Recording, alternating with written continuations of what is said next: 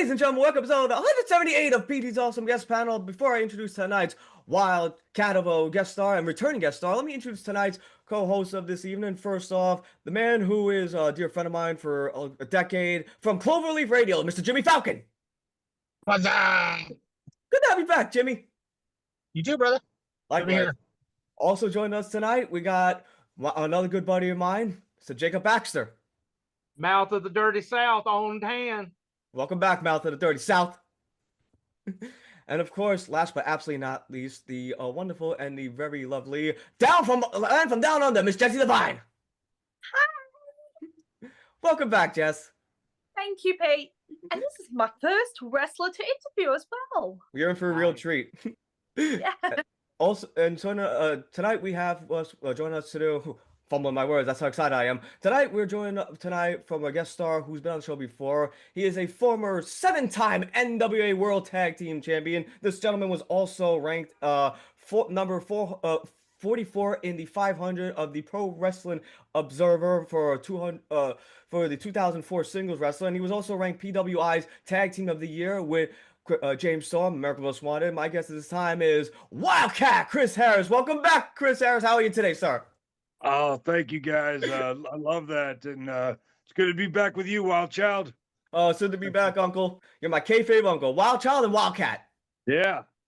And we got tributes in store for you tonight, sir. But before we do, each of us have a question that we would like to ask each you. First of all, I want to actually, this is a question I didn't get to ask you last time I had you on, though. And that is, when playing a character or a wrestling persona, how do you balance, your wrestling persona with your very own personality off screen? Like, what, in your opinion, what is the key to making a wrestling persona feel more genuine and authentic? Well, it's always good when it's based on reality. A lot of some of the best characters have just, and I know everybody's probably heard this, but just some type of your personality just turned up to a 10. Just to be the a complete just more of your personality. I'm not explaining it very well, but yeah, just some sort of realism in there. I think that's the most important part. And then that way it's not just a complete switch that you got to turn on and off. That's kind of what I don't know if I necessarily had a character, but there's certain persona you carry when you're in the ring, and that you just gotta shut off when you're in your real life. So but yeah, I mean, it's just it could be I think it could be a struggle for some people, but if you're lucky enough to do something with your character that's based off of something that's more I mean, America's Most Wanted, that was Storm and I just turned up a lot. And we were, especially at the beginning, we were very different, and they came across like that. And but that turned out to be such a great dynamic that we were so different, but we gelled so well in the ring. So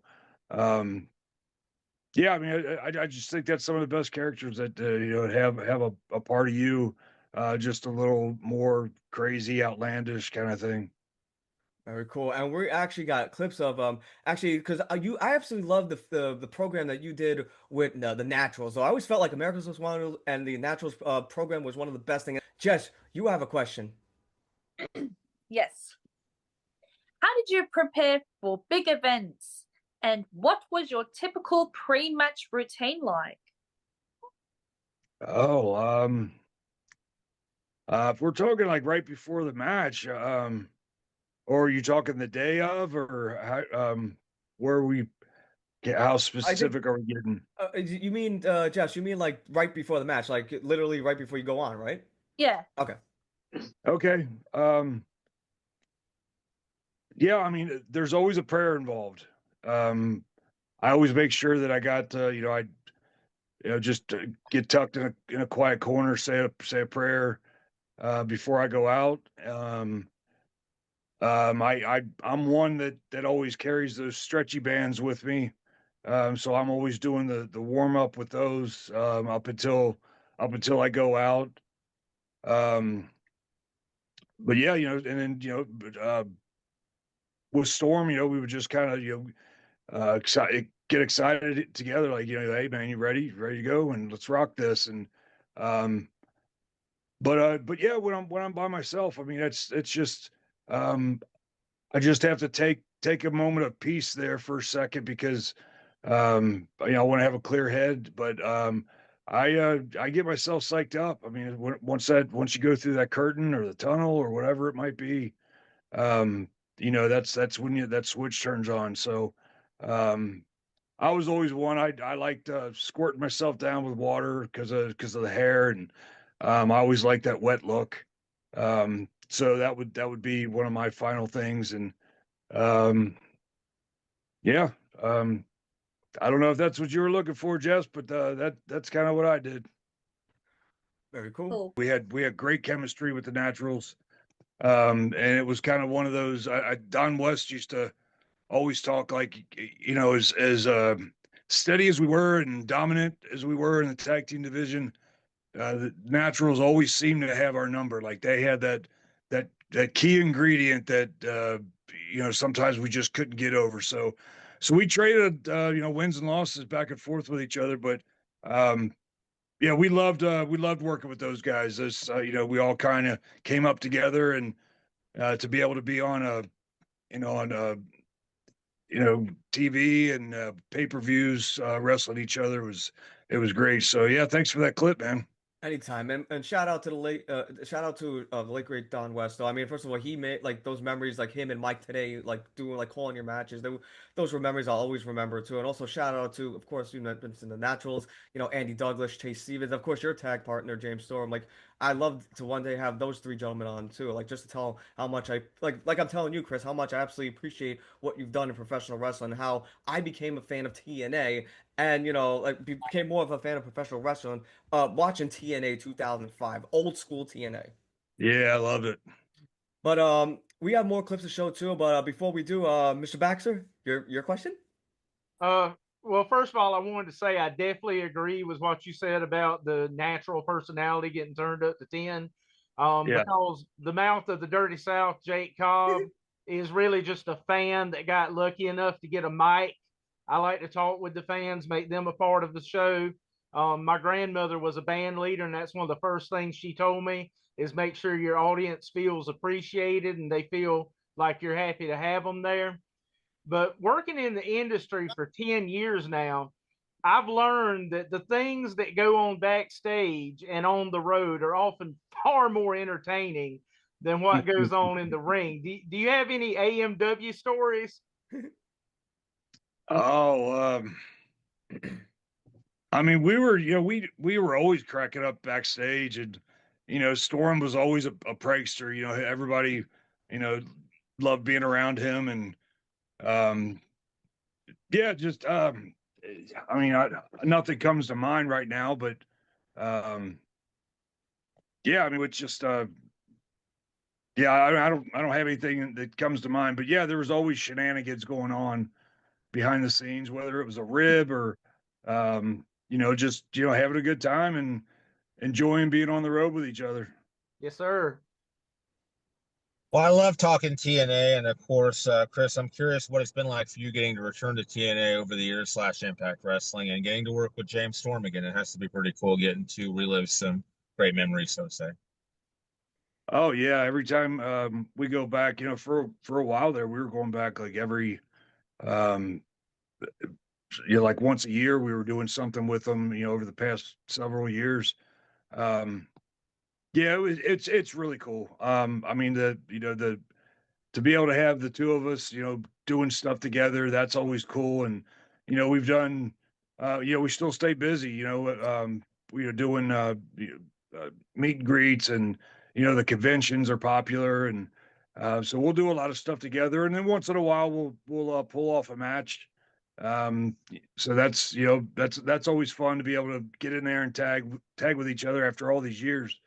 So yeah, it's been incredible. I really have enjoyed going back to TNA, and I was there for, I think it was Storm's 1000th match. We did something, and I think the 1000th episode of Impact, we went back and did something. The 20-year anniversary, we did something. So it's been fun going back, and they always treat me great, and I love seeing all the it's nice to see some familiar faces there, but it's also great to see that new talent out there too. And I still have a lot of good friends there, so that I keep in touch with. So yeah, that's really cool. But yeah, that's a highlight for me now, man. Just when I could go back and do stuff like that, because TNA is that was everything to me. I worked for other companies, but TNA is really that's really my home. So anytime I get an invitation from him to come back, I try to jump on it. And you were in TNA from the beginning, like 2002, right? Right? Yeah, from first event. You were one of the OGs. You, AJ Styles, James Storms too, I believe, right? Yep, yep, Chris Parks, Abyss. yep. And did I miss anybody? I actually worked a show about a month ago with David Young. Oh, really? Yeah. Yeah, Oh, he's cool. David was there. love seeing him. Always good dude. We I like to bust his balls by telling him that he broke the ring before the show even started. He had a match. They had a dark match before the first event, and it was David Young versus it was a guy named Cheeks, and it was a very large black man that he had a lot of weight to him, and they wound up breaking the ring before like minutes before we were about to go live. Wow. And it's just it's one of those things where just the excitement and the anticipation and all that, it wouldn't be right and if something did go wrong. So yeah, they went into panic mode and was getting that thing fixed, and got the attention away from it, put something else out there with the fans. But anyway, it was Cheeks, obviously his weight that did it, but I love to bust David Young about it all the time, saying he tried to sabotage the whole event. Oh, next time I see him, I'm bringing that up. And you know who another person too, like in this, he was around your time too, and you were actually tag team champion too with him, and that's Elix Skipper. I was wondering what happened to him because I was a huge fan of Elix Skipper growing up. Oh yeah, Helix was there for a while, and I knew him from WCW too. So yeah, Helix was there for a long time. Yeah. I'll still never forget, Chris, in WCW when he did a parody of DMX's Up in There, and it was called Primetime This, Primetime That. I was like dying of laughter when he did that parody. Yeah, that was pretty cool. That's definitely one of my highlights, man, when we got to go back and do that. I just gotta say too, Chris, just watching that made me realize why I'm a fan of TNA wrestling. Well, I was watching that clip and seeing you back together with James Storm, an AMW reunion though, that was just fucking heartwarming. Thank you, man. It I made mean, me it's people like you that make us want to do it. For it, as long as it's exciting to the fans, that makes me want to keep going. No matter what the age is, absolutely. you get addicted to that reaction. We have one last thing before we wrap up here too. Because Chris, we're gonna get to the final co-host comments in a second though, but I just have one question for you because you are a man like that has a way with words though, and you're the wild child, you're a wildcat, I'm wild child. With that being said though, is there any advice you would want to give to the viewers at home? Advice about what? Anything. It could be life, anything. Oh, Word of advice, a piece of word advice from Chris Harris. I mean, I'll tell you what leads me every day is just my my relationship with God. I've learned there's been a lot that I've learned over the last, I guess, 10 years, and especially the last 5 years, that um, I've always had a good relationship with God, but it's just really turned up lately, and I just feel like you to have God on your shoulder and knowing that he's got a plan. It's not up to us. We're not on our timetable. You just kind of got to go with it, and not to let all the problems get to you too much. Just there's a saying It's in the AA, but you know, now I can't think of it, but Except the things I can't change, and yeah, you know, things we can't change. You know, we can't. You know, don't drive ourselves crazy. You know, trying to change things that we can't. And you know, it's a serenity prayer, but that's um, but yeah, there's just so much to that. There's really is so much to that, and over the past, especially 5 years, just you know, being able to know that that God's got me and everything's going to be okay, and take one day at a time. And I just think, life doesn't change. Life's going to hit hard, but, um, I just feel like, if you can have that relationship with God, it does make things go a lot better, lot more peaceful. That was beautiful, Chris. And before I get to my final comment, and we're gonna pay tribute to one final time, but before we get to that, though, we got our final comments we would like to share with you. First of all, ladies first, Mr. Vine, your final comment for the legendary Chris Harris. Great, great to interview our first wrestler, and I liked the compilation where you did the catatonic movements as well. Oh yeah, I love doing the catatonic. Yeah. Very cool. Mr. Baxter, your final comment? just want to thank you for being just such a great guest. I'm guest with us because I'm 44, but inside I am still that 3-year-old child sitting on my daddy's knee watching Continental Championship Wrestling anytime I get to do one of these shows. And Petey is gracious enough to let me do these, and just to get to meet you guys and everything. It's just, believe me, I'm still that little child inside, even though I'm, trying to be professional and not mark out. Trust me, it's hard for me to do that too, Jacob. I Oh, understand. it's a real pleasure. It's a real pleasure, and I can't thank you guys enough for all the support over the years, and being fans back then. That meant so much then. Now, I mean, it's just, um, I'm glad we were able to give something like that to you, and you get some enjoyment out of it. Cool. Mr. Falcon, your final comment? Well, I followed your career since the early days at TNA, but I had no idea you ever worked for WCW in a couple matches. I was just kind of curious quickly what your memories of that are. Yeah, WCW was. I mean, I don't think I knew I was there the very last year that they were around 2000.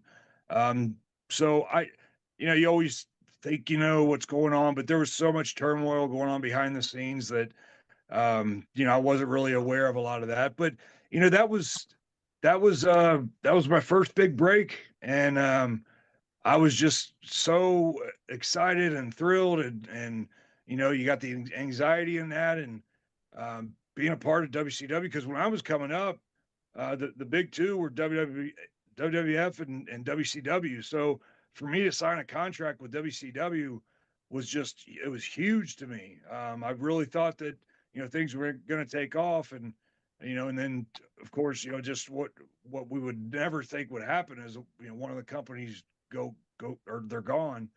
But no, my time there, and I got to work with a lot of great people.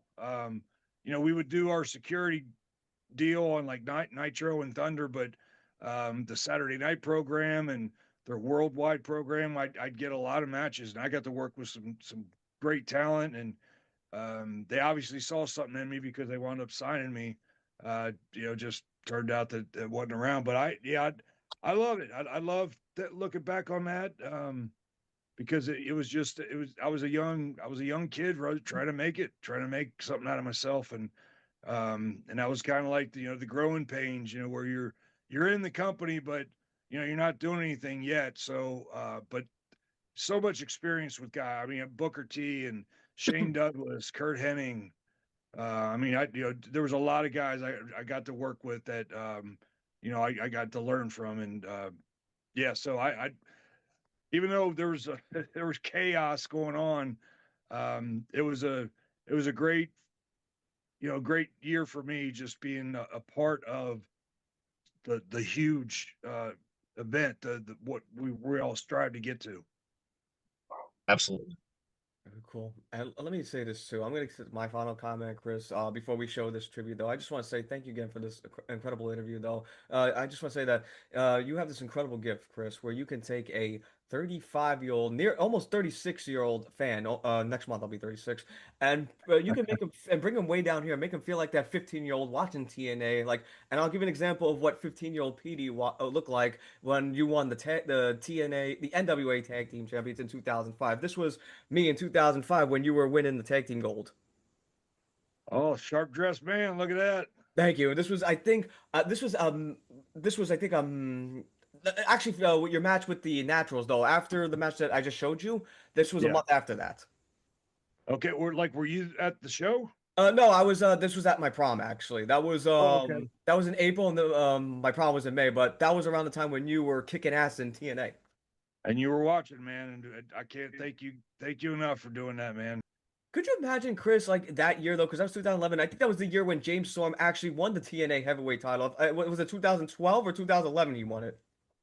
I can't remember, but it wasn't far off from that. Because I remember as soon as he won it, Bobby Roode actually won it shortly after. Right. But I was thinking, like, how awesome would it have been, Chris, if it was like America's Most Wanted in the main event of Bound for Glory, Wildcat Chris Harris versus Cowboy James Storm, TNA World Heavyweight Title. Yeah, how about that, man? That could have been something. Oh, Beer so bottle cool. on a pole match. Yes. And just one last question before we wrap up, though, Chris. And I always wanted this as a wrestling fan, though. Like, and I watched this in a match you did when you grabbed the belt and you hit, I think Andy Douglas with it. When you did like the belt shot with him, when you take the belt and you do the belt shot, though, when you're aiming for someone with the belt, are you aiming like what part of the head are you aiming for? Their nose or like the top of the head when you're doing a belt shot? Yeah, I don't try to get the face. I just feel like that's off limits, and but yeah, I'll go for the head. It's a bigger target, and it can take more of the abuse, and yeah, and I always loved cracking Andy Douglas with the belt. And by the way, that's also the beer bottle, sugar glass, right? Yeah, well, Okay. it years later is when he started doing that, but a lot of those, when he was first taking them out, no, they were real bottles. Oh man, I'd be scared to take one of those shots to the head. Oh yeah, it was scary. I took enough of them. Oh, I mean, you're a bigger trooper than I am, sir. I would agree. That and thumbtacks. The thumbtacks scare the shit out of me. Like Yeah, when they do like the I never did thumbtacks, and Oof. I'm not saying I'm. I wish I would have. I'm okay with not doing that. Me too. But thank you for joining us though. We hope, I mean, would you be interested in doing a part 3 in the future? Absolutely, man. And I'll get my computer fixed and get better. Do like the little background you got for me there. That's pretty cool. Thank you. That's kind of what I do now. I'm kind of the I guess you'd call it the commissioner of a group around where I live. So that's exactly what I'm doing a lot of times, just barking out orders. Cool, man. And by the way, if you like, I can actually do a much better graphic next time you come on for part 3. Great, man. And, Looking forward to it. Yeah, I definitely would love to do a part 3, man. and last thing, Bring the whole gang with you, and we'll have another party. I will. And last thing before we go, and I feel like you deserve this, and this is a wrestling fan of me go, and that is, thank you, Chris. Thank you, Chris. Thank you, Chris. Thank you, Chris. Thank you, Chris. Chris, But Thank you guys. you have a wonderful night, sir, and everyone have a great night, and we'll see you all. you too, Pete.